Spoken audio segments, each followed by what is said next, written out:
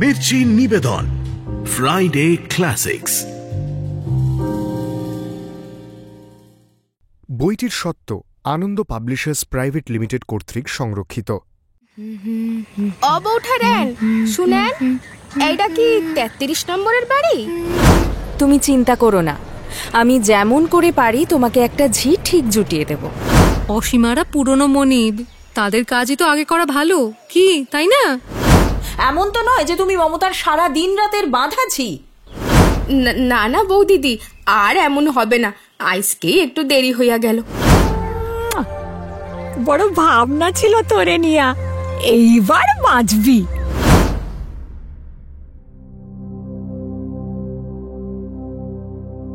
Mirchi Friday ক্লাসিক্সে আজ শুনবেন নরেন্দ্রনাথ মিত্রর লেখা একটি ছোট গল্প দ্বিচারিণী। নরেন্দ্রনাথ মিত্র বাংলা ছোট গল্পের একজন প্রধান রূপকার। জন্ম 1916 সালে ফরিদপুরে। লেখালেখির সূচনা বাল্যকালে, সারা জীবন জুড়ে উপন্যাস ও অসংখ্য ছোট গল্প লিখেছেন। মহানগরী কলকাতা ও তার উপকণ্ঠে গড়ে ওঠা নানা অঞ্চলের মানুষের জীবনের কথা উঠে এসেছে তাঁর লেখায়। চলচ্চিত্রে রূপায়িত হয়েছে তার অনেকগুলো ছোট গল্প, যেমন সত্যজিৎ রায়ের মহানগর, অগ্রগামীর হেডমাস্টার, রাজেন তরফদারের পালঙ্ক। তার রস গল্পটি হিন্দিতে চলচ্চিত্রায়িত হয়েছে সওদাগর নামে। দ্বিচারিণী গল্প পাঠে সৌভিক ও মুখ্য ভূমিকায় মোহর, বর্ণালী ও সুনয়না।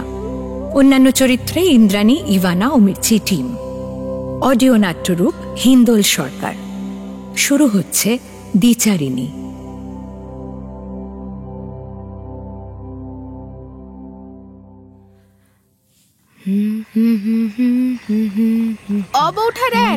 শুনেন, এইটা কি 33 নম্বরের বাড়ি? কোলের ছেলেকে পিঠ চাপড়ে ঘুম পাড়াচ্ছিল মমতা। সেই সঙ্গে গুনগুন করে একটা গান গাইতে গাইতে সদর দরজা পর্যন্ত এসেছিল। ডাক শুনে বাইরের দিকে মুখ ফেরালো। 25-26 বছরের একটি বউ একেবারে দূরের সামনে এসে দাঁড়িয়েছে।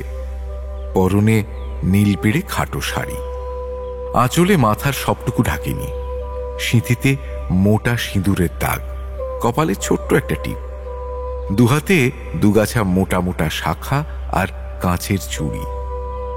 দেখলেই বোঝা যায় নিম্ন শ্রেণীর গৃহস্থ ঘরের বউ। গায়ের রং ময়লা, চেহারাও একটু রোগাটে, কিন্তু ওর মধ্যেই মুখে বেশ একটা লক্ষ্মীশ্রী আছে। নাক চোখ তেমন চোখা চোখা না হলেও মুখের গড়নটুকু ভারী মোলায়েম। কথা বলবার ধরনটুকুও বেশ মিষ্টি। একটু এগিয়ে গিয়ে মমতা বলল, হ্যাঁ, এবাড়ির নাম্বার 33, কেন বলো তো? সে কথার জবাব না দিয়ে বউটি জিজ্ঞেস করলো, এ বাড়ির কর্তার নাম বুঝি নীরদবরণ মুখুজ্জে? হ্যাঁ, কেন, তাকে দরকার নাকি তোমার? বউটি এবার ঠোঁট টিপে একটু হাসলো, বলল, না, ঠিক তারে না, তার বউয়ের নামে এই সিডিখানা দিছেন বৌদিদি। এই নেন সিটি। এক টুকরো কাগজ বউটির কাছ থেকে হাত বাড়িয়ে নিতে নিতে মমতা সামান্য হাসলো, বলল, আমি যে তার বউ কি করে বুঝলে? এ বাড়িতে আরো তো ভাড়াটে আছে। বউটি মৃদু হেসে বলল, আমারে ভোলাইন কেন বউঠারেন? আপনারে দেখাই আমি বুঝতে পারছি আপনি কেডা। মমতা চিঠির ভাঁজ খুলে পড়তে শুরু করল। ভাই মমতা, সেদিন সিনেমা দেখতে গিয়ে তুমি একটি ঝির কথা বলেছিলে, কিন্তু নতুন কোনো ঝি অনেক খোঁজাখুঁজি করেও পেলাম না। তোমার অসুবিধার কথা ভেবে আমাদের তরঙ্গকেই শেষ পর্যন্ত পাঠালাম। পুরোপুরি নয়, আধা আধি। মাস দেড়েক হলো আমাদের বাসায় ও কাজ করছে, কিন্তু এক জায়গায় কাজ করে ওর পোষাবে কেন বলো? আর একটা কাজ ওকে জুটিয়ে দেওয়ার জন্য কদিন ধরেই আমায় ভারী ধরাধরি করছে। এদিকে তোমারও ঝির দরকার। ভাবলাম ভাগ যদি কাউকে দিতেই হয় তোমাকে দেওয়াই ভালো। তরঙ্গরও ইচ্ছা আমাদের জানাশোনা ও আমাদের মতো ভদ্রলোকের বাড়িতেই ও একটা কাজ পায়। আমি তাকে বলেছি, কেবল আমাদের মতো নয়, আমাদের চেয়েও বেশি ভদ্রলোকের বাসায় পাঠাচ্ছি তোমাকে। কথাবার্তা বলে ঠিক করে নিও। আমরা 12 টাকা করে দিচ্ছি। বাসন মাজা, জল তোলা, বাটনা বাটা, কয়লা ভাঙা সবই করে। স্বভাব চরিত্র বেশ ভালো, দুদিন দেখলেই বুঝতে পারবে। ইতি অসীমা মৈত্র। চিঠি পড়া শেষ করে মমতা উৎফুল্ল স্বরে বলল, ও তাই বলো, অসীমা পাঠিয়েছে তোমাকে? এসো ভেতরে এসো। কাণ্ড দেখো অসীমার, এখান থেকে এখানে তার জন্য আবার মুন্সিয়ানা করে একটা লম্বা চিঠি পাঠিয়েছে। আচ্ছা, চিঠি লেখার বাতি কর। এসো তরঙ্গ, এসো। নতুন ঝিকে নিয়ে মমতা বাসার ভিতরে ঢুকলো। মনটা ভারী খুশি হয়ে উঠেছে মমতার। অনেক দিন ধরে ঝির খোঁজ করছে, কিন্তু পছন্দ মতো কিছুতেই পাওয়া যাচ্ছিল না। এই নিয়ে স্বামী দেওরের সঙ্গে ঝগড়া পর্যন্ত হয়ে গেছে। তার ফলে দু একটি বুড়ি ঝিকে তারা ধরেও এনেছে দু একবার, কিন্তু তাদের চেহারা চালচলন দেখেই সঙ্গে সঙ্গে তাদের বাতিল করে দিয়েছে মমতা। কি দেমাকের কথাবার্তা! ঝি তো নয়, যেন রাজার ঝি। তাছাড়া 15-16 টাকার কমে কেউ রাজিও হয়নি। অত টাকা কি ঝির পেছনে খরচ করা যায়?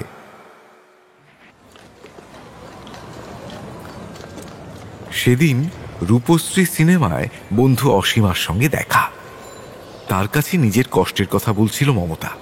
বড্ড ঝামেলায় আছি ভাই, একটা ঝি না পেলে আর চলছে না, দম ফেলবার ফুরসত পাই না। অসীমা তাকে ভরসা দিয়ে বলেছিল, তুমি চিন্তা করো না, আমি যেমন করে পারি তোমাকে একটা ঝি ঠিক জুটিয়ে দেব। সপ্তাহ ঘুরতে না ঘুরতেই নিজের বাসার ঝি পাঠিয়ে কথা রেখেছে অসীমা। সত্যি এমন বন্ধু হয় না। বারান্দায় একটা ছোট্ট মাদুর পেতে দিল মমতা। এইখানে, হ্যাঁ এখানে বসো তরঙ্গ, এখানে বসো তরঙ্গ। কিন্তু তরঙ্গর ভারী কুণ্ঠা। সংকোচের সঙ্গে একপাশে বসে বলল, আরে আবার মাদুর কেন বউঠাইরেন? আমাকে বসবার জন্য আবার মাদুর টাদুর লাগে নাকি? আমি তো মাটিতেই বসতে পারতাম। মমতা বলল, কেন মেঝে বসবে কেন? ভালো হয়ে উঠে বসো। আরে বসো না। তারপর কোথায় থাকো তুমি? কে কে আছে বাড়িতে? নারকেলডাঙ্গা রেফিউজি ক্যাম্পে থাকি বউঠাইরেন। হ্যাঁ, বর আছে, থাকলে কি হইব, 6 মাস ধরে বিছানায়, হাঁপানি পেট খারাপ সব ধরছে। ক্যাম্প থেকে ওই রেশন দেয় আর ওই বাজার খরচটাই দেয়। তোমার বরের ওষুধপত্র দেয় না? না বউঠাইরেন, যা দেয় তাতে তো আর খরচ চলে না। আরে ভবিষ্যতের কথাও তো ভাবতে হবে, তাই আমি কাজে বাইর হয়েছি। আমার বর তো প্রথমে না না করছিল, কিন্তু আমি কইলাম তুমি আগে সাইরা ওঠো, রোজগারপত্র করো, তখন আমি আর বাইর হইব না। এখন মানের ভয় চুপ কইরা বসে থাকলে কি চলবে? তোমার দুধটুকু চাই, কমলাটা চাই, বেদনাটা চাই, তা তো আর তোমার ক্যাম্প থেকে দিব না। টাকার তো আমার দরকার, সেই জন্যই। কি কন বউঠান, আমি কি ঠিক কই নাই? কথার শেষে মমতার দিকে প্রশ্নটা ছুঁড়ে দিল তরঙ্গ। মমতা ঘাড় নেড়ে বলল, ঠিক কথাই বলেছ তরঙ্গ। তারপর আরো অনেক খবর সংগ্রহ করল মমতা। ফরিদপুর জেলার খড়িশার গাঁয়ে তরঙ্গদের বাড়ি, যাতে তাঁতি। কিন্তু বাপের বাড়ি কি শ্বশুর বাড়ি কাউকে সে তাঁত বুনতে দেখেনি। বাপের মুদির দোকান ছিল, আর স্বামী হাটে বাজারে গামছা বিক্রি করত। রোগে রোগে একসময় শরীর খুব খারাপ হয়ে পড়ল। গামছার মোট মাথায় তুলবার শক্তিই রইল না। বসে থাকলে খাওয়াবে কে? এদিকে ধানের মন 20 টাকা 25 টাকা। লোকের মুখে মুখে খবর গেল কলকাতা শহরে নাকি গরিব দুঃখীদের থাকা খাওয়ার সরকারি ব্যবস্থা হয়েছে। সেই ভরসায় পাড়াপড়শিদের সঙ্গে সঙ্গে তরঙ্গরাও এসে উঠল কলকাতার রেফিউজি ক্যাম্পে। কিন্তু পরের পয়সায় বসে বসে খাওয়া ভালো লাগে না তরঙ্গর। স্বামী একটু সুস্থ হয়ে কাজকর্ম করতে পারলেই সে ক্যাম্প ছেড়ে দেবে। ভদ্রলোকের মতো স্বাধীনভাবে থাকবে, আলাদা বাসা করে। নিজের গল্প বলতে বলতে হঠাৎ খেয়াল ভাঙল তরঙ্গর। অপ্রতিভ স্বরে বলল, উমা, এই গল্প বলতে বলতে তো বেলা কইরা ফেললাম বউঠাইরেন। আরে আসল কাজের কথা তো কিছুই শুনলাম না। কি কি করতে হবে কন তো? আপনারা মানুষ কয়জন? মমতা বলল, কাজের জন্য ভেবো না, অসীমাদের বাসায় যে কাজ এখানেও তাই। আর লোক, যে মুকুজ্জে মশাইয়ের নাম মুখস্থ করে এসেছিলে, সেই ভদ্রলোক, তার ভাই, আমি আর আমাদের এই দোলন। এবার গুনে দেখো কতজন হলো। তরঙ্গ লজ্জিত স্বরে বলল, কি যে কয়েন বউঠাইরেন, মানুষ রে কি মানুষ আবার গনে? আরে কাজের সুবিধার জন্যই তো কথাটা জিজ্ঞেস করলাম। ভালো কথা, আগে আপনাগো বাসায় কাজ করব নাকি অনাগো বাসায় কাজ সাইরা তারপর আপনাগো এখানে আসব? সে তোমার যেমন সুবিধে তেমনই করো। অসীমারা পুরনো মনিব, তাদের কাজই তো আগে করা ভালো, কি তাই না? না না বউ ঠাইরান, তানারা তেমন মানুষই না। আমি তো নিজের ইচ্ছে মতো যাই, আবার নিজের ইচ্ছে মতোই আসি, কাজ কাম করি, কেউ কোনো কথাই কয় না। আর দাদা বাবু ওনার মতন তো মানুষই হয় না, একেবারে মাটির মানুষ। আর দিদিমণি, উনি কলেজে পড়লে হবে কি, কোনো দেমাক নাই, কোনো অহংকার নাই। মমতা বাধা দিয়ে জিজ্ঞেস করলো, দিদিমণি মানে সুধাংশুবাবুর পিস্তত বোন ইলা বুঝি? হ, তিনিই তো বউ ঠাইরেন। ভারী সাদা সিধা জানেন, মেজাজটাও খুবই ঠান্ডা, বেশ ফুর্তিও আছে। প্রথম যেদিন কাজ আরম্ভ করি, ঠিক আপনার মতো এই নাম ধাম, কে আছে কে নাই সব জিজ্ঞেস করলেন। নাম শুনে আবার বললেন ভারী চমৎকার নাম। আমি তো একেবারে লজ্জায় মরি মরি। সত্যি তোমার নামটি বেশ সুন্দর। তরঙ্গ না হয়ে ধরো খেন্তি, পেঁচি, যশোদা, মানদা হলেই হয়েছিল আর কি। তাহলে নাম বদলে রাখতাম, সহজে ছাড়তাম না। নামের ব্যাপারে আমার ভারী খুঁতখুতি জানো তরঙ্গ। এই তো আমার ছেলের নাম 3 বার বদলে তবে দোলন নামটা পছন্দ হয়েছে আমার। তবে তুমি ঠিকই বলেছ, ইলা খুব ফুর্তিবাজ মেয়ে বটে। আমার ঠাকুরপো তো তাই, মেজাজটা এমনিতে ভারী কড়া, কিন্তু হাসি ঠাট্টা আমোদ ফুর্তির বেলায় যেন আর এক মানুষ জানো। পরদিন থেকে মমতাদের বাসাতেও কাজ শুরু করলো তরঙ্গ। বাথরুম আর মমতাদের রান্নাঘর একেবারে পাশাপাশি, জল তোলায় তেমন কোনো কষ্ট নেই। খুব বেশি বাসনপত্র ব্যবহার করে না মমতারা, এদিক থেকেও ভারী বিবেচনা তাদের। কিন্তু সবচেয়ে বেশি বিবেচনা তরঙ্গের নিজের। কাজে কোনো রকম গাফিলতি নেই তার, নিখুঁতভাবে কাজ করে। তার কাজ, তার পরিষ্কার পরিচ্ছন্নতা দেখে কেবল মমতা নয়, নীরদ নির্মল 2 ভাইও খুব খুশি। এমন ঝি আর হয় না। তরঙ্গ কেবল বাইরের কাজই করে না, অবসর পেলেই ঘরের ভেতরে ঢুকে তাকগুলো গুছিয়ে রাখে, ঝেড়ে পুঁছে পরিষ্কার করে 2খানা ঘরের মেঝে। দেয়ালের কোথাও একটু মাকড়সার জাল জমবার জো নেই। তরঙ্গ চোখে পড়লেই নারকোলের শলা দিয়ে সেটা ফেলে দেবে। তরঙ্গর কাজের বহর দেখে মমতা তো একদিন বলেই ফেলল,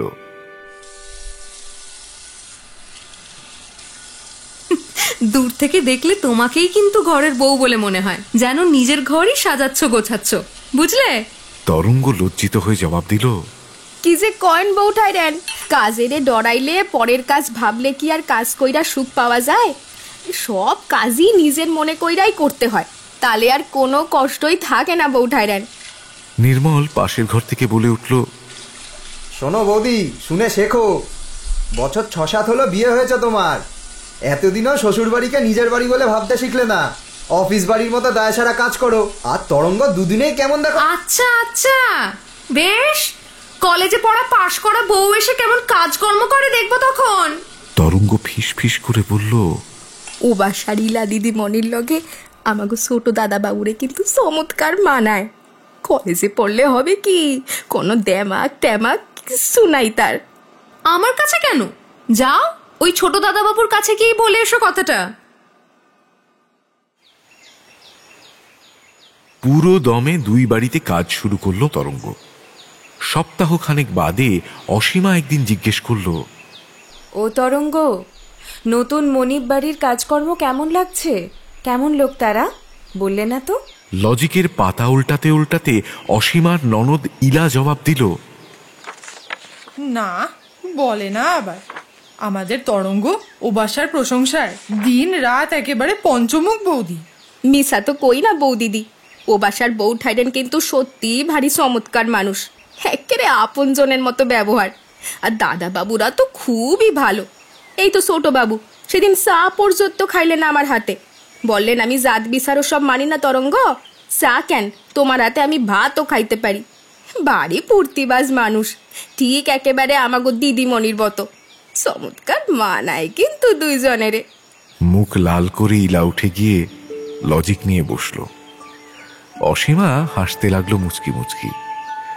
প্রস্তাবটা একেবারে অসম্ভব নয়। মমতারা রাঢ়ী আর অসীমারা বারেন্দ্র, কিন্তু আজকাল তাতে বিয়ে আটকায় না। তাছাড়া মমতার দেওর নির্মল টেলিগ্রাফ অফিসে ভালো চাকরি করে। অসীমা ভাবল পিসি শাশুড়ির কাছে একবার লিখবে কথাটা। কিন্তু কেবল ছোট দাদাবাবুর প্রশংসাই নয়, মমতারও খুব সুখ্যাতি করল তরঙ্গ। বলল, আমার ব্লাউজটা ছিঁড়ে গেছিল, তাই দেখে বউ ঠাইরেন আবার নিজের একটা ব্লাউজ দিলেন আমারে। অসীমা কৌতূহলী হয়ে এগিয়ে এলো, বলল, কই দেখি দেখি। মমতার দেওয়া ব্লাউজটাই পরে এসেছিল তরঙ্গ। ইলা আর অসীমা দুজনেই লক্ষ্য করে দেখল, সত্যি প্রায় নতুন একটা ব্লাউজই তরঙ্গকে দিয়েছে মমতা। হাতা আর গলার কাছে এমব্রয়ডারির সূক্ষ্ম কাজ করা সুন্দর একটি ব্লাউজ। এমন জিনিস সত্যি বাড়ির ঝিকে কেউ সাধারণত দেয় না। ইলা আর অসীমা দুজনে পরস্পরের চোখের দিকে একবার তাকালো। দিন তিনেক বাদে কাজ শেষ করে যাওয়ার আগে তরঙ্গকে ডাকলো অসীমা। তার হাতে চওড়া পেড়ে খয়েরি রঙের পুরনো একটা তাঁতের শাড়ি। এই শাড়িটা রাখো তো তরঙ্গ। তরঙ্গ বিস্মিত হয়ে বলল, এ কি বৌদি, শাড়ি আবার আমারে দেন কেন? শাড়ি দিয়ে আমি কি করুন কন্ত? করবে আবার কি, পরবে। তোমার ওই খাটো ময়লা শাড়ির সঙ্গে অমন সুন্দর ব্লাউজ তো মানায় না। এই শাড়িখানা ওর সঙ্গে পরো, বেশ মানাবে।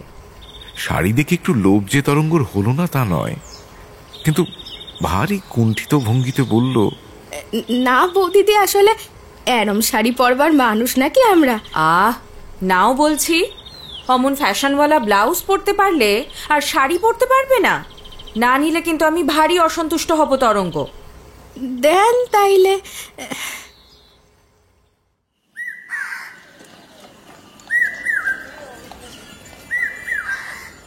পরদিন নিজের দেওয়া শাড়িখানা তরঙ্গের পরনে না দেখে অসীমা আবার একটু বিরক্তি প্রকাশ করল। বলল, শাড়িখানা কি করলে তরঙ্গ? তুইলা রাখছি বৌদিদি। আরে ও তো ভালো শাড়ি, এক জায়গায় জাউনের আসনের কালে পয়রা বাইরন যায়। লজিকের বই থেকে মাথা তুলে ইলা বলল, আচ্ছা তেমন শাড়ি বরং আমি তোমাকে আরেকখানা দেব, কিন্তু ওই নোংরা খাটো শাড়িটা পরে আর বেরিও না তো তরঙ্গ, বড় বিশ্রী লাগে। তার চেয়ে বৌদির দেওয়া শাড়িটা পরো, বেশ মানাবে। আইসা দিদিমণি। পরদিন তরঙ্গর পরনে খয়েরি রঙের শাড়ি দেখে মমতা একটু অবাক হয়ে গেল। জিজ্ঞেস করল, ব্যাপার কি, শাড়ি কিনলে নাকি তরঙ্গ? কি যে কয়েন বউঠারেন, এমন ভালো শাড়ি কেনার সাইড কি আর আমাগো আছে? ও বাসার বৌদিদি দিছেন, আমি তো কিছুতেই নিব না। পুরা 2 মাস হয় নাই কাজে ঢুকছি, আপনি কয়েন এর মধ্যে কি একখানা আস্ত শাড়ি নেওয়া যায়? কিন্তু বৌদিদি যে কিছুতেই আমারে ছাড়লেন না। কি বললেন জানেন? না নিলে রাগ করব। শোনেন কথা, বলবো কি বউঠারেন, একেবারে দেবতার মতো মন তেনাদের, অমন মানুষ আর হয় না। মমতার চোখ মুখ হঠাৎ গম্ভীর হয়ে গেল। তরঙ্গর পরনের শাড়িখানার আঁচল ধরে একটু একটু পরীক্ষা করে বলল, কই দেখি। সাবধানে পরো তরঙ্গ, পুরনো শাড়ি কিনা 2 দিন ধোপের বেশি টিকবে বলে মনে হয় না। আচ্ছা, সামনের মাসে তোমাকে আমি নতুন একখানা শাড়ি কিনে দেবো, কেমন? রংচঙে নয়, কিন্তু বেশ শক্ত, ভালো জমিনের। কাজকর্ম করতে তোমার খুব সুবিধা হবে, দেখো। তরঙ্গ বাধা দিয়ে বলল, না না বউঠারেন, আমার আর শাড়ির দরকার নাই। দিদিমণিও আমারে একখানা দেবেন কইছেন। আরে এত শাড়ি দিয়ে আমি করুমটা কি? মমতা আরো গম্ভীরভাবে বলল, ঠিক আছে, সে দেখা যাবে। তারপর দিন 4-5 বাদে মমতা একদিন তরঙ্গকে ডেকে বলল, তরঙ্গ, বলছি কাল বেলা 1:15 সময় আসতে পারবে একবার? 2:15 এলেও হবে। কেন বউঠারেন? দরকার আছে, সিনেমায় যাব একটু। তুমি দোলনকে কোলে নিয়ে সঙ্গে যাবে। এই তরঙ্গ, সিনেমা দেখেছো কোনোদিন? আরে সেই ছবিতে যেখানে কথা বলে, দেখেছো? না বউঠারেন, আমি তো কোনোদিন দেখি নাই, কিন্তু যাবো কেমনে কয়েন তো? বৌদিদির কাজকর্ম আছে, আপনাকেও জল তুলতে হবে, আবার বিকালে তো বাসনও মাজতে হবে। সে একবেলার ব্যবস্থা, সে যেভাবে পারি আমি করে নেব। কিন্তু ও বাসার বৌদিদির যে কষ্ট হবে। মমতা ঠোঁট বাঁকিয়ে ফোড়ন কেটে বলল, ভারী তো কষ্ট। একবেলা 2 বালতি জল তারা তুলে নিতে পারবে না ননদ ভাজে? এতই বড় লোক হয়েছে নাকি? দাঁড়া। তারপর সুর পাল্টে মিষ্টি হেসে বলল, দেব না, তোমাকে তো খুব ভালোবাসে তারা। তুমি একটু বুঝিয়ে বললেই একবেলার জন্য তোমাকে নিশ্চয়ই ছুটি দেবে। তোমারও তো স্বাদ আহ্লাদ আছে, একটু দেখতে শুনতে তোমার কি ইচ্ছে করে না বলো? বুঝিয়ে বলো, তাহলেই ছেড়ে দেবে। আর আমার নাম করে বলো, দেখো কোনো আপত্তি করবে না, কেমন? তরঙ্গ তবু আমতা আমতা করতে লাগলো। না বৌঠাইরান, আসলে আমার জানি কেমন একটু লজ্জা লজ্জা করে। অসুখ না বিসুখ না, মিশি মিশি কাজটা কামাই করব। একদিনের বেশি তো নয়, তাতে আর কি হবে? আমার দরকার বলেই বলছিলাম। এদিকে তোমারও একটা নতুন জিনিস দেখা হয়ে যেত। আইসা বৌঠাইরান, তাহলে একবার ও বাসার বৌ দিদিরে বইল্লা দেখি। প্রস্তাবটা একটু অদ্ভুতই, তবু নানা দিক ভেবেচিন্তে অসীমা শেষ পর্যন্ত রাজি হলো। রাজি না হলে উদার মানুষ নয় বলে প্রমাণিত হতে হয় মমতার কাছে। তাছাড়া 2 মাস ধরে কাজ করছে তরঙ্গ, এর মধ্যে বৃষ্টি বাদল অসুখ বিসুখের অজুহাতে একদিনও কামাই করেনি। অসীমা ভেবে দেখল ঠিকে ঝিকে দিয়ে বড় লোকিয়ানা করে সিনেমা দেখতে চললেও এতে ছোট হতে হবে মমতাকেই, কারণ একবেলা ছুটির জন্য হাত পাততে হলো তো সেই অসীমার কাছেই। অসীমা দয়া করে ছুটি মঞ্জুর করেছে, নয়তো ঝির কোলে ছেলে আর ফিডিং বোতল তুলে দিয়ে সেজে গুজে সিনেমায় যেতে পারত। এ তো কেবল দেখা নয়, দেখানো। অবশ্য তরঙ্গ সেবেলাও ঠিক কামাই করল না। সন্ধ্যার সময় এসে উপস্থিত হলো অসীমাদের বাসায়, মুখখানা আনন্দে উজ্জ্বল।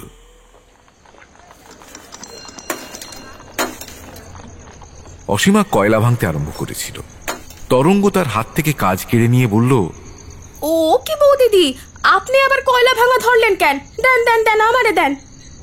তরঙ্গ যে আজ আসবে এটা অসীমা আশা করেনি। অসীমা বলল, কি তরঙ্গ, দেখা হলো সিনেমা? হ্যাঁ দেখলাম তো, তাজ্জব জিনিস বৌ দিদি। ছবিতে আবার কথা কয়, আবার গানও গায়। আহা, সে কি গান! তারপর দিদিমণির বয়সী একজন সুন্দরী মাইয়ার সঙ্গে সে ভালোবাসাবাসি। পুরুষ মানুষটা আবার ঠিক আমাকে ওই বাসার ছোট দাদা বাবুর মতো। তারপর দুইজনে মিলা হাত ধরাধরি কইরা। ইলা কৃত্রিম ধমকের সুরে তরঙ্গকে থামিয়ে দিয়ে বলল, চুপ করো তো তরঙ্গ। কিন্তু তরঙ্গ থামল না। সিনেমা পর্বের আনুপূর্বিক বর্ণনা দিয়ে ছাড়ল। তারপর মমতার গুণগান করতে লাগলো। মুখুজ্জেদের বাসার বউ ঠাকুরানের মতো মানুষ হয় না, একেবারে দেবতার মতো মন, রূপে অবিকল লক্ষ্মী ঠাকুরুন। বেরুবার আগে প্রায় ঘণ্টাখানেক ধরে আয়নার সামনে দাঁড়িয়ে সাজসজ্জা করেছে মমতা। কেবল নিজেই সাজেনি, তরঙ্গকেও সাজিয়েছে। হাল ফ্যাশনের শাড়ি পরবার ধরন শিখিয়ে দিয়েছে। উঁচু খোপাটাকে একটু নামিয়ে দিয়েছে নিজের হাতে। পুরনো একজোড়া স্যান্ডেল ছিল মমতার, তরঙ্গকে পরতে দিয়েছে। লজ্জায় আর বাঁচে না তরঙ্গ। কোনোদিন কি জুতো পায়ে হেঁটেছে যে আজ হাঁটবে? পায়ে পা জড়িয়ে যায়, মনে হয় এই বুঝি হোঁচট খাবে। কিন্তু হোঁচট ঠিক খায়নি তরঙ্গ। স্যান্ডেল পায়ে দিয়ে হাঁটতে তার ভালোই লাগছিল। বেশ আরাম আছে জুতো পায়ে দিয়ে হাঁটতে। তারপর গদি আঁটা চেয়ারে একেবারে মমতার পাশে বসে সে সিনেমা দেখেছে। উৎসাহিত কণ্ঠে তরঙ্গ বলল, আরে এমন করে কেউ জিরে বসায় আপনি কোন? 2 গেলাস আবার শরবত নিয়েছিল বৌঠাইরেন, আমারেও দিছে। দামি শরবত, অমন জিনিস তো আমি জীবনেও খাই নাই। এখনো একেবারে স্বাদ লাগে আছে। তোমাকে তো বলেইছিলাম, ও আমার সই, বড় ভালো মন। জানেন, পানও খাওয়াইছে আমারে, আবার কত সব মশলা দেওয়া। সেই স্যান্ডেলও আবার বৌঠাইরেন আমারে দিয়া দিছে। বৌঠাইরেনের মতো সত্যি আর একটা মানুষ হয় না। অসীমা সব শুনল। বন্ধুর মহত্ব সম্বন্ধে বিশেষ কোনো মন্তব্য করল না, আর সায়ও দিল না, প্রতিবাদও করল না।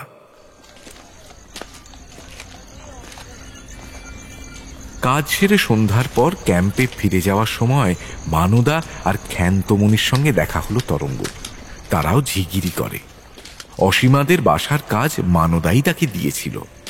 মানদা জিজ্ঞেস করলো, কি রে, এত অন্ধকার কইরা ফিরছিস যে, মেলা খাটাচ্ছে নাকি? তরঙ্গ মৃদু হেসে বলল, আমারে আবার খাটাবো কেটা রে? আমি নিজে ইচ্ছে কইরাই খাটি। এই তো এক বউঠাই রে নাচ আমারে সিনেমা দেখাইয়া আইলেন, আর এক বউ দিদি সেদিন শাড়ি দিলেন। হ্যাঁ, জির মতো জায়গায় আমি কাজ করি নাকি? যতক্ষণ থাকি বাড়ির মাইনসের মতোই থাকি। বউঠাইনরা একেবারে আমারে ননদের মতোই ভালোবাসে। ক্ষান্তমণি তামাক রঙা দাঁত বের করে হাসল, বলল, মরণ কথা শোন আমাকে তরুঙ্গি, এইগুলো হইল খাটায় মারবার কায়দা।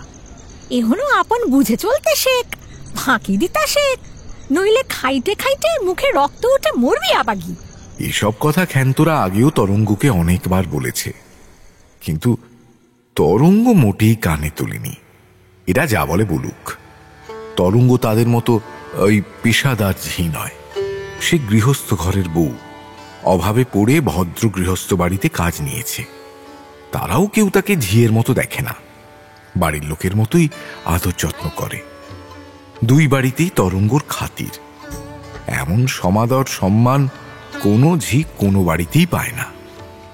কেবল সমব্যবসায়িনী ঝিদের কাছেই নয়, ক্যাম্পে ফিরে এসে রুগ্ন স্বামী আর বৃদ্ধা শাশুড়ির কাছেও তরঙ্গ দুই মনিব বাড়ির গল্প করে। বউ ঠাকুরুন আর বৌদিদি রূপে গুণে একজন লক্ষ্মী আর একজন সরস্বতী। তরঙ্গর স্বামী কুঞ্জদাস বিছানায় শুয়ে কমলালেবুর কোয়া ছাড়াচ্ছিল। রোগ শীর্ণ মুখ, মলিন হেসে সে বলল, আর তুই বুঝি একজনের পেঁচা আর একজনের হাঁস। অবশ্য মুখে যতই তামাশা করুক, স্ত্রীর গুণে কুঞ্জমুগ্ধ। তেমন লক্ষ্মী বউ আর হয় না।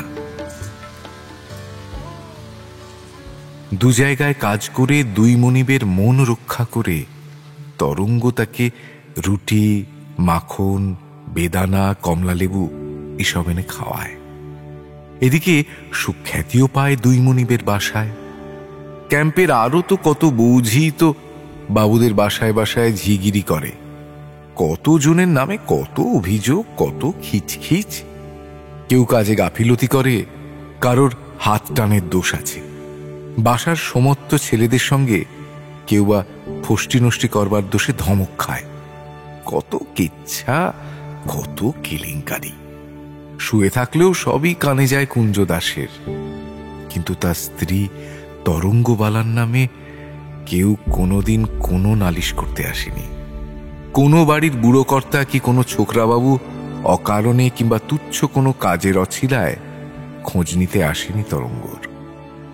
ক্যাম্পের সবাই তরঙ্গর মনিব ভাগ্যের প্রশংসা করে, আর কুঞ্জদাসের স্ত্রী ভাগ্যের।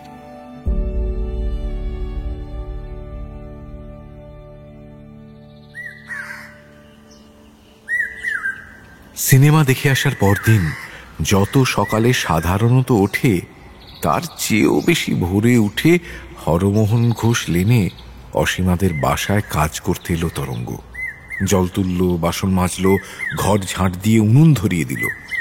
তারপর অসীমার কাছে গিয়ে বলল, আমি এবার চললাম বৌদি। সে কি কথা তরঙ্গ, এখনো তো 7টা বাজেনি। আমার এই মাছটা একটু কুটে দিয়ে যাও। ও বাসায় ভাড়াতে বেশি, একটা কল একটাই চৌবাচ্চা। সকাল সকাল গিয়া একটু জলটা তুললে না দিলে ও বাড়ির বউঠাইরেনের বড় অসুবিধা হয়। সুবিধে অসুবিধে তো সবারই দেখতে হয় তরঙ্গ। তাছাড়া অন্যদিন তো তোমায় বলি না, আজ তোমার দাদাবাবুর দুজন বন্ধুকে খেতে বলা হয়েছে, তাই একটু কাজকর্ম বেশি। কাল কয়লা ভাঙতে গিয়ে হাতে ফোসকা পড়েছে আমার, নইলে তো আমিই করতাম মাছটা। তাছাড়া তোমরা মাছের দেশের মানুষ, বড় মাছ টাছ করতে ভালোবাসো, জানো তো ভালো। অসীমার স্বামী সুধাংশু গালে সাবান মেখে আয়নার সামনে দাড়ি কামাচ্ছিল। সে বলল, হ্যাঁ তরঙ্গ, তুমি কুটে দিয়ে যাও মাছটা। এই এত বড় পোনা মাছ তোমার বৌদি বিশেষ দিশে পাবে না, নষ্ট করে ফেলবে মাছটা। এতদূর বলে স্ত্রী আর লীলার দিকে তাকিয়ে মুচকি হেসে বলল, তোমাদের চাইতে তরঙ্গ কিন্তু মাছ কোটে ভালো। সেদিন চেতল মাছ কোটবার ধরন দেখেই বুঝতে পেরেছি। এই দেখো, কোটা খারাপ হলে মাছের কিন্তু অর্ধেক স্বাদ চলে যায়। কেবল লেখাপড়া শিখলেই হয় না, বুঝলে? মাছ কোটা একটা আলাদা আর্ট। তরঙ্গ ছাড়া এত দামি মাছ আমি ভরসা করে তো আর কারোর হাতে দিতে পারি নে। ওই শোনো, শুনলে তো? প্রশংসায় খুশি হয়ে তরঙ্গ মাছ কুটতে বসল। কুটতে ধুতে প্রায় ঘন্টাখানেক লেগে গেল। তারপর সুধাংশুর অনুরোধে নুন মশলাও মাখিয়ে দিতে হলো মাছে, তাতেও গেল খানিকক্ষণ। প্যারিমোহন সুর লেনে মমতাদের বাসায় তরঙ্গ পৌঁছল বেলা 7:30টায়। তার আগেই মমতাদের জল তোলা দরকার। অন্য ভাড়াটেদের বউরা কল ঘরে গিয়ে ঢুকেছে। মমতা জিজ্ঞেস করল, আজ এত দেরি করলে যে তরঙ্গ? জানো তো সকালে না এলে জল তোলার কত অসুবিধে। 5 জনের ভাড়াটে বাড়ি। ও বাসায় এবার দাদাবাবুর 2 জন বন্ধু খাবেন কিনা, তাই একটু মাছ টাছ কুটে দিয়ে আসতে হলো। তুমি ওদিকে মাছ কোটো আর এদিকে জল টেনে টেনে আমার হাত ব্যথা হোক। কেবল একজনের সুখ সুবিধা দেখলেই তো চলে না তরঙ্গ, সকলের সুবিধা অসুবিধাই তো দেখতে হয় নাকি? এতটুকু কড়া কথাও কোনোদিন শোনেনি তরঙ্গ। সে হঠাৎ একটু দমে গেল, একটু চুপ করে থেকে বলল, আচ্ছা বৌঠাইরেন, আমি বাইরের থেকে আপনার এখান জল আইনা দেবনে। রাস্তার কল থেকে 2 বালতি জল এনে দিয়ে মমতাকে খুশি করে তরঙ্গ বাসায় ফিরল। বিকেলবেলায় মমতাদের বাসায় আগে কাজে আসে তরঙ্গ। আজও 3টে বাজতে না বাজতে এসে উপস্থিত হলো। কিন্তু অন্যদিন যেমন 4:30টার সময় যায়, আজ তা যেতে পারল না। জল তোলা, কয়লা ভাঙা, বাসন মাজা সব শেষ হলেও মমতা হঠাৎ মিষ্টি হেসে বলল, ও তরঙ্গ, চললে নাকি? শোনো। কি বৌঠাইরেন? দাঁড়াও একটু, তোমার দাদাবাবুর পাশবালিশটা কেমন করে ছিঁড়ে গেছে দেখো। কাল সারা বিছানাময় তুলো একেবারে মাখামাখি। গোটা 2 ফোঁড় দিয়ে ঠিক করে দিয়ে যাও না গো। রবিবারের বিকেল। নীরদ বিছানায় আড় হয়ে শুয়ে একটা বই পড়ছিল। ছেঁড়া বালিশটা পাশেই রাখা। তরঙ্গর দিকে চেয়ে মৃদু হেসে বলল, কাল সারা রাত ঘুমোতে পারিনি তরঙ্গ। গায়ে তুলো, নাকে তুলো, একেবারে তুলোময় হয়ে গেছিলাম আর কি। বালিশটা তুমি যদি একটু ঠিক না করে দিয়ে যাও, আজও সেই দশা হবে। তোমার বৌদির ভরসায় থাকলে এ জন্মেও বালিশটা ঠিক হবে না। তুমি না হয় একটু যা হোক একটা ব্যবস্থা করে দিয়ে যাও বাবা। এসব ছোটখাটো বাড়তি কাজ নিজেই যেচে নিয়েছিল তরঙ্গ। দাদাবাবুরা তো শুধু মাইনে দেয় না, মাইনে ছাড়াও উপরি হিসেবে শাড়ি দেয়, সায়া ব্লাউজ দেয়, সিনেমা দেখায়। বাসায় ভালো জিনিস টিনিস কিছু এলে তরঙ্গ রুগ্ন স্বামীকে তার ভাগ না দিয়ে খায় না। বাড়তি একটু আধটু কাজ না করে দিতে পারলে নিজেরই কেমন যেন লাগে, লজ্জা লজ্জা করে। তাই বিছানা ঝাড়া, বালিশ রোদে দেওয়া, এসব ছোট ছোট কাজও তরঙ্গ নিজের হাতে নিয়েছিল। দাদাবাবু যখন অমন করে বলল, তখন বালিশটা নিয়ে বসতেই হলো তরঙ্গকে। বালিশের কিছু ছিলই না। আর একটা বালিশ ভেঙে খানিকটা তুলো বের করতে হলো। তারপর 2টো বালিশ ঠিক করে মুখ সেলাই করতে করতে অনেক সময় লেগে গেল তরঙ্গর। 5:30 নাগাদ অসীমাদের বাসায় গিয়ে হাজির হতেই অসীমা মুখ ভার করে বলল, কি ব্যাপার, আজও কি সিনেমায় যাওয়া হয়েছিল নাকি? না বৌদিদি, ও বাসায় দাদাবাবুর কোল বালিশটা ঠিক কইরা দিয়ে আসলাম। কি সিঁড়ি না করছিল কোল বালিশটার। তা তো করবেই। এদিকে জল চলে যায় আমার, উনুনে আঁচ ওঠে না। তুমি যদি রোজই এমন করো তরঙ্গ, তাহলে কেমন করে চলে বলো তো? তরঙ্গ লজ্জিত হয়ে বলল, না না বৌদিদি, আর এমন হবে না, আজকেই একটু দেরি হইয়া গেল। সন্ধ্যার পরও ঘণ্টাখানেক কাজ করতে হলো তরঙ্গকে। কয়লা ভাঙতে হলো, জল টানতে হলো আজ বেশি। তবু যেন অসীমার মুখখানা ভার ভারী হয়ে রইল। কেবল একদিন নয়, এরপর থেকে রোজই এমন হতে লাগলো। সকালবেলায় অসীমার রোজই প্রায় বেশি কাজ থাকে।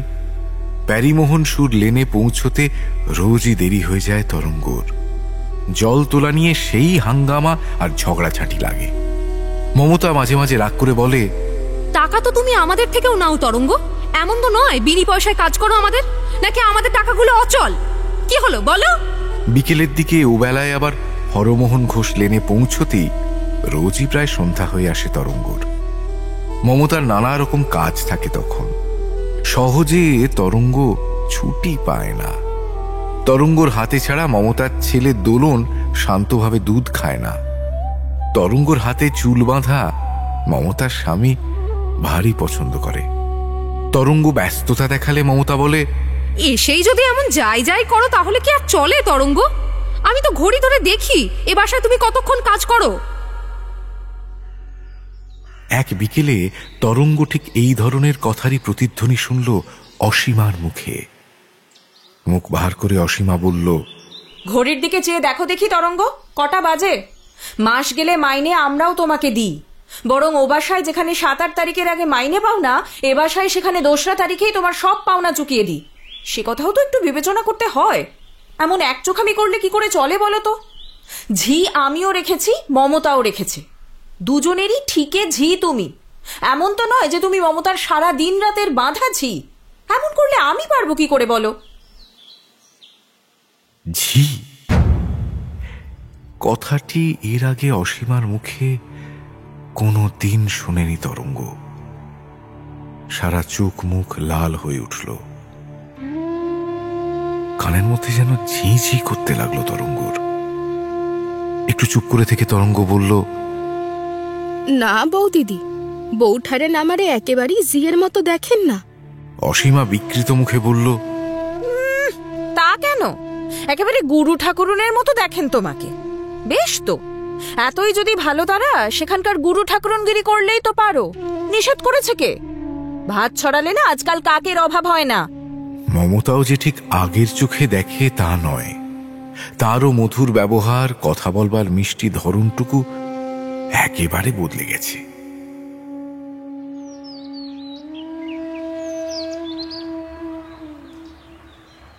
সেদিন বিকেলের কাজ সেরে তরঙ্গ চলে যাচ্ছে, এমন সময় মমতা ডেকে বলল, ও কি চলে যাচ্ছ যে তরঙ্গ? কয়লা ভেঙে দিয়ে যেতে হবে বলিনি তোমাকে? আজকের মতো কয়লা তো আছে বৌঠাইরেন, কাল আবার আইসা ভাঙবো, ও বাসায় আবার দেরি হইয়া যাবে না। মমতা মুখ ঝামটা দিয়ে বলল, এসেই কেবল ও বাসা আর ও বাসা। এ বাসায় বুঝি মন টেকে না না তরঙ্গ? আমার কাজকে আর কাজ বলে গ্রাহ্য করো না, তাই তো? বেশ তো, অসীমাদের বাসায় যদি এতই মধু, সেখানে দিনরাত লেগে থাকলেই তো পারো। তোমায় তো জোর করে আটকে রাখিনি এখানে কেউ। যদি না পোষায় কাজ ছেড়ে দিলেই তো হয়। মাসে মাসে 12টা করে টাকাও গুনবো, আর এদিকে কাজে তুমি দিনের পর দিন গাফিলতি করবে, তা আমি সইতে পারবো না বাপু। মমতার বলা কথাগুলোর কোনো উত্তর খুঁজে পেল না তরঙ্গ। দেশকালহীন আগাছার মতো উদ্বাস্তু তরঙ্গবালা দাস দাঁড়িয়ে রইল বাড়ির উঠোনে। ওকে চুপ থাকতে দেখে মমতা আবার বলল, টাকা বড় জিনিস তরঙ্গ, বড় কষ্ট করে ঘরে আনতে হয়। 14 হাত মাটি খুঁড়লে একটা পয়সা বেরোয় না, জানো তো? মৌনতা ভেঙে তরঙ্গ বলল, আপনি এসব কইতাছেন বৌঠাইরেন? ও বাসার বৌদিদি কিন্তু। রাগে আরো জ্বলে উঠল মমতা। তরঙ্গকে মাঝপথে থামিয়ে দিয়ে গজরাতে গজরাতে বলল, শুনেছি শুনেছি, ও বাসার বৌদি দুধ দিয়ে মুখ ধুয়ে দেন তোমার। তিনি একেবারে ভালো মানুষের গোড়া। তরঙ্গ কদিন ধরেই লক্ষ্য করছে, এ বাসায় বউ ঠাকুরুন ও বাসার বৌদিদি সুখ্যাতি ঠিক আগের মতো শুনতে পারে না। ও বাসার বৌদিদিও যে এ বাসার বউ ঠাকুরুনের প্রশংসা শুনলে খুশি হয় তাও নয়। হঠাৎ তরঙ্গর মনে একটা অদ্ভুত চিন্তার উদয় হলো। এতদিন সে দুই মনিবকেই মন থেকে ভালোবেসে এসেছে, শ্রদ্ধা করেছে বড় দিদির মতো, অথচ এরা দুজনেই ওকে শাঁখের করাতের নিচে ঠেলে দিয়েছে। এই তো কদিন আগেও কত ভালো বন্ধু ছিল বৌদিদি আর বউ ঠাকরুন, আর এখন একজন অন্যজনের নাম শুনলেই বিরক্ত হয়ে ওঠে। কাজ শেষ হয়ে গেলেও নানা অছিলায় তরঙ্গকে আটকে রাখে, যাতে অন্য বাড়িতে যেতে দেরি হয়। ক্ষান্ত দিদির বলা কথাগুলো মনে পড়ল তরঙ্গর। এইগুলো হইল খাটায় মারবার কায়দা। তাহলে কি বৌদিদি আর বউ ঠাকুরুনের সমস্ত ভালোবাসাই ওপরে ওপরে দেখনদারি? সেও তবে এবার থেকে দুজনকে সামনাসামনি ভালোবাসবে, শ্রদ্ধা করবে, যখন যার কাছে যাবে তার গুণগান গাইবে আর অন্যজনের নিন্দে করবে। এইসব চিন্তা ভাবনা করে তরঙ্গ বলল, আমি তা বলছিলাম না বৌঠাইরেন, বলছিলাম আপনার এখান থেকে যাইতে একটু দেরি হয়েছিল দেখা। বাপরে বাপ, কি গাইলটাই না দিলেন আমারে। আপনার বাসায় নাকি আমি বেশি কাম করি আর তার কামে নাকি আমি ফাঁকি দিই। তাই নাকি? এইসব কথা বলেছে নাকি অসীমা? তা তো বলবেই, চিরকালই তোর ওই রকম কুদুলে স্বভাব, আর কথা একেবারে চাঁচা ছোলা, কোন রকম মিষ্টতা নেই তো মুখে, দেখোনি? তরঙ্গ লক্ষ্য করল বেশ একটু সহানুভূতি আর অন্তরঙ্গতার ভাব এতক্ষণ বাদে মমতার মধ্যে ফের আবার দেখা দিচ্ছে। সে উৎসাহিত হয়ে বলল, মিষ্টি কথা দূরে থাক, এমন মুখ খারাপ কইরা গাল দিলেন, কব কি আর বউঠারেন? সেই সব কথা ভদ্রলোক কেন, আমাগো জি চাকরের মুখ দিয়েও বাইর হয় না। ভদ্র অভদ্র জাতের মধ্যে লেখা থাকে না তরঙ্গ, মানুষের স্বভাব ব্যবহার চালচলনেই সেটা বোঝা যায়, বুঝলে? অসীমার মুখ যে কি একখানা বস্তু তা আমার জানতে আর বাকি নেই। ফেরার সময় মনটা একটু খচখচ করতে লাগলো তরঙ্গর। এর আগে একজনের কথা আরেকজনের কাছে সে লাগায়নি, কাজটা তো ভালো নয়। আজ মুখ হালকা করেছে, বড় বাড়াবাড়ি হয়ে গেছে। কিন্তু সেই সঙ্গে মনে পড়ল অনেকদিন বাদে মমতা তার সাথে ভালোভাবে মন খুলে কথা বলেছে, আর কথায় কথায় কয়লা না ভেঙে চলে আসাতেও কোনো বাধা দেয়নি বা ওজোর আপত্তি করেনি।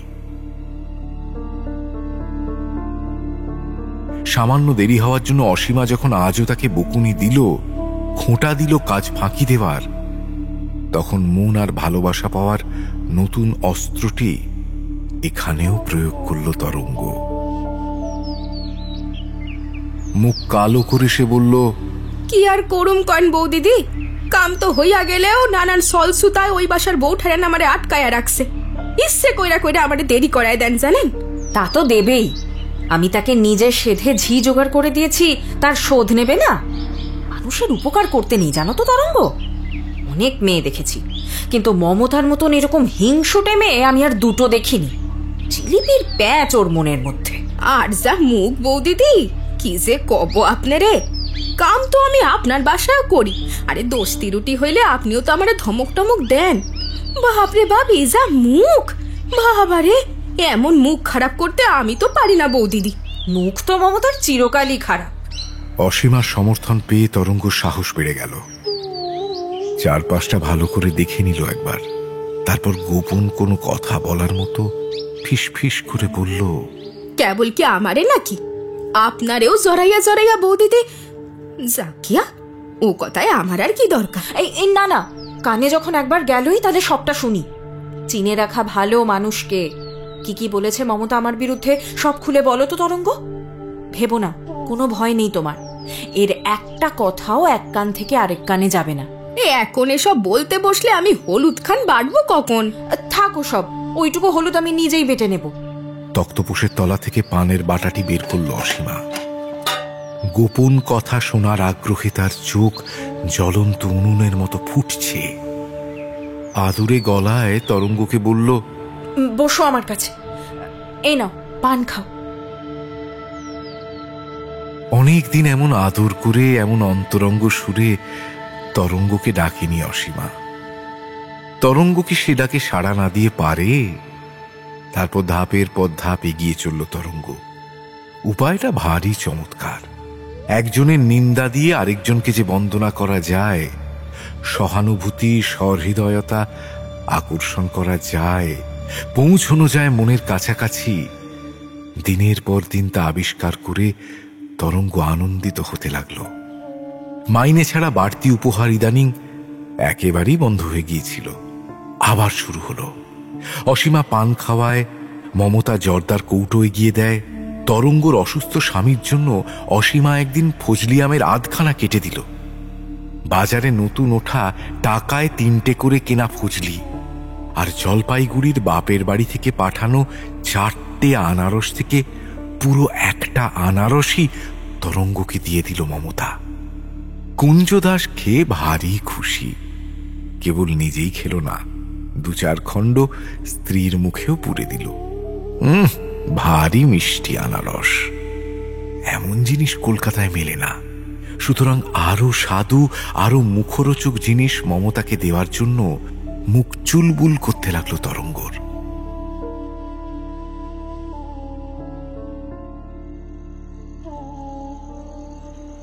পরদিন কাজ করতে গিয়ে সে মমতাকে বলল, কাই কি কাণ্ডটা হইছে আপনি জানেন বৌঠাইরান? মমতা উৎসাহিত কণ্ঠে বলল, না বললে কি করে জানবো, বলো না কি হয়েছে। বড় ঘরের সব বড় বড় কথা, এত কেসা কেলেঙ্কারি আবার আমাকে ছোট লোকের মধ্যে হয়ও না বৌঠাইরান। যাও কে, আমার আর দরকার কি এসবের মধ্যে যাওয়া। কৌতূহলে ফেটে পড়ল মমতা। নরম গলায় সে বলল, আহা বলোই না, এই তো তোমার দোষ, কথা শুরু করেই থেমে যাও, বলো না তরঙ্গ। কি আর বলবে তরঙ্গ, বলবার মতো কথা তো নয়। অসীমা গিয়েছিল বরানগরে বাপের বাড়িতে, ফেরবার কথা ছিল না, কিন্তু ফিরে এসে দেখে সেই ফাঁকে ইলা দিদিমণিকে নিয়ে দাদাবাবু সিনেমায় চলে গেছে। রাত প্রায় 12টার সময় মোটরে করে ফিরে এলো। রাত্রের ঘটনাটা পরদিন সকালে কাজ করতে গিয়ে শুনেছিল তরঙ্গ। স্বামী স্ত্রীর মধ্যে তাই নিয়ে কি তুমুল ঝগড়া। তরঙ্গ বলল, ইলা দিদিমণি তো মুখখান সুন কইরা দাঁড়ায় আসিল, মুখ দেখলেই বোঝা যায় দিদিমণির মনে পোকা ঢুকছে। ছি ছি ছি ছি ছি ছি ছি ছি, সম্পর্কে শত হলেও তো মামাতো পিস্তু তো ভাই বোন। কি ভাগ্যি যে ঠাকুরপোর সঙ্গে বিয়ের কথাটা তখন পেড়ে বসিনি।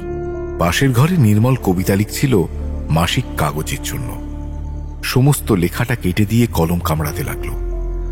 উৎকর্ণ হয়ে রইল তরঙ্গর কথা শুনবার জন্য। তরঙ্গ বলে চলল, দাদাবাবু তো পেটথমে সুপ ছিলেন, তারপর একেরে হাটে হাড়ি ভাঙ্গা দিলেন। বৌদিদিরে তো কইলেন, তুমি বা এমন কোন সতী লক্ষ্মী, আমি তো ভুলি নাই কিছু। তোমার কলেজের বন্ধু বিনয়রে সেদিন ঘাড় দইরে বার করছিলাম, দোষ কি খালি বিনয়রে ছিল? এক কাঠিতে কি আর ঢোল বাজে? মমতা গালে হাত দিয়ে বসে পড়ল, চোখ বড় বড় করে বলল, বলিস কি? হ্যাঁ, আজ 4-5 বছর হলো বিয়ে হয়ে গেছে, এখনো দোষ গেল না? ছি ছি ছি ছি ছি ছি, শুনলে কানে আঙুল দিতে ইচ্ছে হয় রে তরঙ্গ। এই কেমন স্বভাব অসীমার।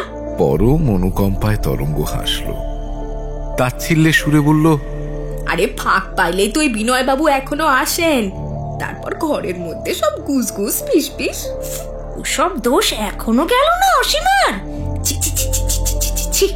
হ্যাঁ, ও দোষ কি আর যাবার বৌঠাইরেন? ও দোষ যদি মায়া মানুষের একবার পাইয়া বসে, সীতায় ওঠবার আগে আর সাইরা যায় না। তরঙ্গ অকৃতজ্ঞ নয়, পক্ষপাতিত্ব নেই তার মনে। অসীমার ফজলিয়ামে স্বাদটুকুও ভালোই ছিল, সুতরাং তাকেও বঞ্চিত করল না। বিকেলের কাজ সেরে বাসায় যাওয়ার আগে অসীমাকে একান্তে ডেকে নিয়ে বলল, সি সি সি সি সি, এমন কেলেঙ্কারি কাণ্ড যে ভদ্রলোকের ঘরে হয় তা তো আমার জানাই ছিল না বৌদিদি। অসীমা উৎসুক স্বরে জিজ্ঞেস করল, এই ব্যাপার কি গো, অত চেপে চেপে কথা বলছো কেন? না না বৌদিদি, সে থাক, আমি যাই। আমাগো দরকার কি এসব বড় ঘরের কথায় থাকা? আমি চললাম বৌদিদি। অসীমা হাত টেনে ধরল তরঙ্গর, বলল, আরে তরঙ্গ, কোথায় যাচ্ছ? কি জ্বালা, যা বলছিলে খুলেই বলো না, কোনো ভয় নেই তোমার। তরঙ্গ বলা শুরু করলো, রে কব কি বৌদিদি, এ কি আর কোয়ার মতন কথা? বয়স হইছে, সাওয়াল ফান হইয়া গেছে, এখন এসব পিরিতি। সি সি সি সি সি সি। বলবার মতো কথা নয়, তবুও বলবো না করে অসীমার অনুরোধে সবই খুলে বলল তরঙ্গ। আজ বিকালে মমতার বাড়িতে কাজ করতে গিয়ে তরঙ্গ দেখে স্বামী স্ত্রীর মধ্যে দারুণ ঝগড়া। সেই ঝগড়ায় কান পাতা যায় না। বড় দাদাবাবু আর ছোট দাদাবাবুর মধ্যে কথাবার্তা মুখ দেখা দেখি বন্ধ। হবে না, পুরুষ মানুষে কি এসব সহ্য করতে পারে? দিন রাত কেবল সমস্ত দেওরকে নিয়ে ফষ্টি নষ্টি। শুধু কি হাসি তামাশা, একেবারে ঢলাঢলি। কতদিন তরঙ্গ নিজেরই চোখে পড়ে গিয়েছে, চোখ পেতে তাকানো যায় না। অসীমা থুতনিতে আঙুল ঠেকিয়ে বলল, বলো কি তরঙ্গ, ছেলে পুলে হয়েছে এখনো এই প্রবৃত্তি? আর নির্মল, তাকে তো ভালো ছেলে বলেই জানতাম। তরঙ্গর হাসিতে মনুষ্য চরিত্র সম্বন্ধে অগাধ অভিজ্ঞতা উদ্ভাসিত হয়ে উঠল। সে বলল, ভালো তো সবাই বৌদিদি, আমি তো দেখাই বুঝতে পারছিলাম। আরে আরে মনের মধ্যে যদি কু থাকে বৌদিদি, চোখ মুখ দিয়া তা আপনার সুইটটা বাইর হয়ই হয়। কিন্তু মাইয়া মানুষের কাছে আগে যদি আশকারা নাই পায় বৌদিদি, পুরুষের সাধ্যিটা কোথায় বলুন তো? বড় বেঁচে গেছি তরঙ্গ। ভাগ্যিস নির্মলের সম্বন্ধে পিসিমাকে তখন আমি চিঠি লিখিনি, না হলে আর রক্ষে ছিল না। কলেজ থেকে ফিরে এসে পাশের ঘরে বইপত্র টেবিলের ওপর সাজিয়ে রাখছিল ইলা, আর কান পেতেছিল তরঙ্গর কথায়। হঠাৎ পরম অধীর হয়ে রবীন্দ্র রচনাবলীখানা শুদ্ধ আরো খান কতক বই একেবারে ঠেলে ফেলে দিল টেবিলের তলায়। চেঁচিয়ে উঠে বলল, আমার টেবিলে তোমার চুলের কাঁটাটা আর সিঁদুরের কৌটাটা কেন রেখেছো বলো তো বৌদি? আর কি জায়গা নেই? অসীমাও খানিক উঁচু গলায় বলল, এই বইপত্র ছাড় তো, তরঙ্গ কি বলছে ভালো করে শোন। বড় বাঁচা বেঁচে গেছিস ভাই।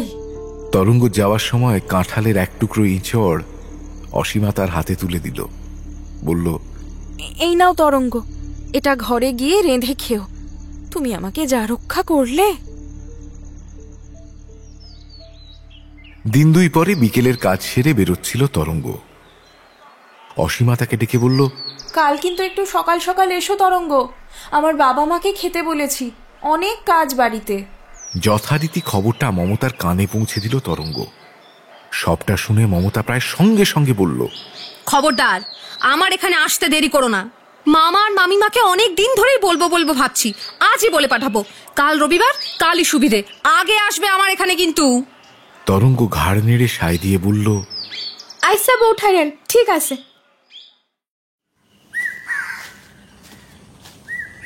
পরদিন ভোরে ক্যাম্প থেকে বেরিয়ে বকুল গাছের তলায় দাঁড়ালো তরঙ্গ।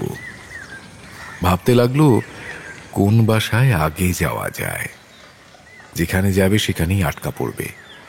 ডাঙায় বাঘ, জলে কুমির। মানদার ক্ষান্তমণি তখন কাজে যাচ্ছিল। তরঙ্গকে দেখে থেমে গেল। মানদা জিজ্ঞেস করল, কি রে তরঙ্গ, খাড়াই আছিস যে? কাজ কামাই করার মতলবে আছিস নাকি? ক্ষান্ত তাকে থামিয়ে দিয়ে বলল, আহা, কারে কি করছিস তুই মানু? ও কি আর ওসব কিছু জানে? আমাদের তরঙ্গ হইল ধম্মরাজ যুধিষ্ঠিরের পরিবার, খর্দার মা গোসাই। হ্যাঁ গো দিদি, ঠিকই বলেছ। হাসতে হাসতে মানদারা চলে যাচ্ছিল। হঠাৎ তরঙ্গ তাদের পিছন থেকে ডেকে বলল, ও ক্ষান্ত দিদি, শোনো। কি হয়েছে, কি বলবি? তরঙ্গ একটু ইতস্তত করে বলল, শোনো না, বলছি কি, একটা উপকার করবে আমারে? কি উপকার? আমার মনিব গো বাসা দুজন চেনো তো? বলছি একজন যাও ওই হরমোহন ঘোষ লেনে, আর একজন ওই প্যারিমোহন সুর লেনে। যাইয়া বলবা কি তরঙ্গ আইজার কাজে যাইতে পারবে না, কলেরায় সে একেবারে মরো মরো, বেছানা সাইরা একেবারে উঠতেই পারতেছে না।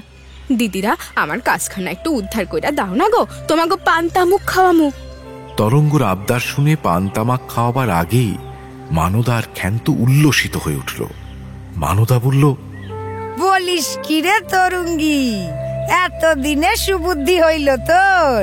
কয়েক মাস আগে যদি বুদ্ধিটা খেলতো তাহলে কি আর খাইডা খাইডা এমন হাড্ডিসার হইতিস? যাওয়ার সময় তরঙ্গের মুখের কাছে মুখ নিয়ে ক্ষান্ত তার গালে ছোট্ট একটা চুমু খেয়ে বলল, বড় ভাবনা ছিল তোরে নিয়া, এইবার বাঁচবি। ক্ষান্তরা চলে গেলেও তরঙ্গ আরো খানিকক্ষণ দাঁড়িয়ে রইল বকুল গাছের নিচে। ভারী দুর্গন্ধ ক্ষান্তর তামাক খেকো মুখে। হাতের তেলোয় নিজের গালটা একবার মুছে নিল তরঙ্গ। দেখতে না দেখতে দুই চোখ জলে ভরে উঠল তার। একজনের নিন্দা করে অন্যজনের প্রিয় পাত্র হতে হবে, এই চিন্তা কোনোদিন মাথাতেও আসেনি তরঙ্গর। এমন তো সে হতে চায়নি, তবু কেমন করে যেন হয়ে যেতে হলো। অনেক ভাবনা চিন্তা করেও তরঙ্গ কোনো কুল খুঁজে পেল না। তার মন মাঝ সমুদ্রে হাবুডুবু খেতে খেতে কেবল এদিক ওদিক করতে লাগলো।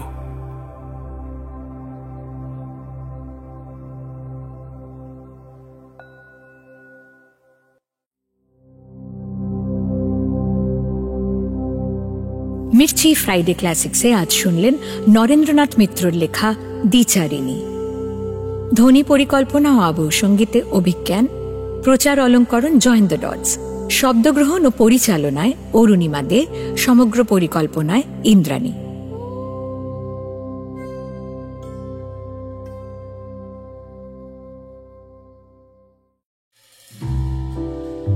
মির্চি নিবেদন ফ্রাইডে ক্লাসিক্স।